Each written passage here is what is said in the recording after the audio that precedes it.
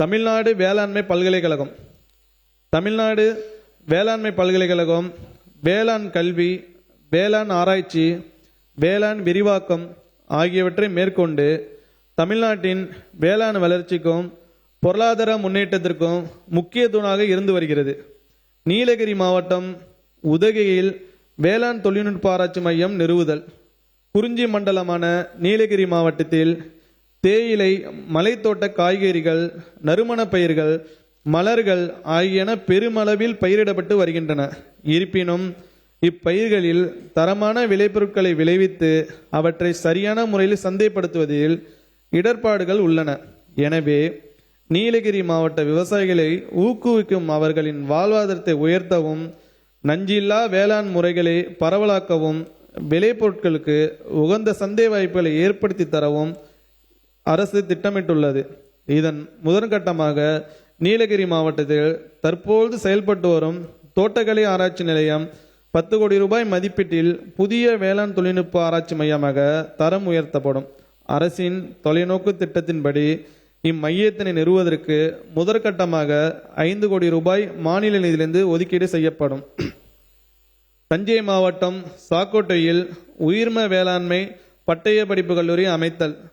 தமிழ்நாடு அரசின் தொலைநோக்கு திட்டத்தின்படி தமிழ்நாட்டை இயற்கை வேளாண்மையில் முன்னணி மாநிலமாக மாற்றும் நோக்குடன் தஞ்சை மாவட்டம் கும்பகோணம் அருகிலுள்ள சாக்கோட்டையில் இயற்கை வேளாண் விஞ்ஞானி நம்மாழ்வார் அவர்களின் பெயரில் ஒரு புதிய உயிர்ம வேளாண்மையை பட்டய படிப்பு கல்லூரி அமைக்க 15 கோடி ரூபாய் மாநில நிதி ஒதுக்கீடு செய்யப்படும்.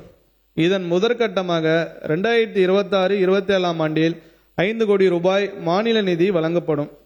இக்கல்லூரியில் மாணவர்களுக்கு உயிர்ம வேளாண்மை தொடர்புடைய அனைத்து பாடங்களும் செயல்வழி கற்றலுடன் கற்பிக்கப்படுவதுடன் வேலைவாய்ப்புகள் குறித்த உரிய வழிகாட்டுதல்களும் வழங்கப்படும். ஏற்றுமதிக்கு ஏற்ற தோட்டக்கலை பயிர்களுக்கான தொழில்நுட்ப மையங்களை நிறுவுதல்.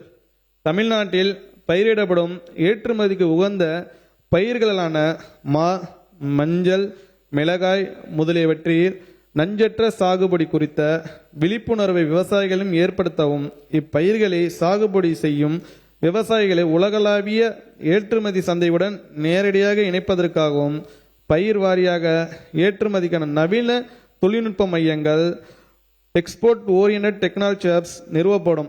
இம்மையங்கள் வாயிலாக விவசாயிகளுக்கு தேவையான உயர்தர பயிற்சிகள், முறையான வழிகாட்டுதல்கள், விரிவான தொழில்நுட்ப ஆதரவுகள் ஆகியவை வழங்கப்படும். இதன்படி மா தொழில்நுட்ப மையம் கிருஷ்ணகிரி மாவட்டம் பையூரிலும், மிளகாய் தொழில்நுட்ப மையம் ராமநாதபுரம் மற்றும் தூத்துக்குடி மாவட்டம் கோவில்பட்டியிலும், மஞ்சள் தொழில்நுட்ப மையம் ஈரோடு மாவட்டம் பவானிசாகரிலும் புதிதாக நிறுவப்படும்.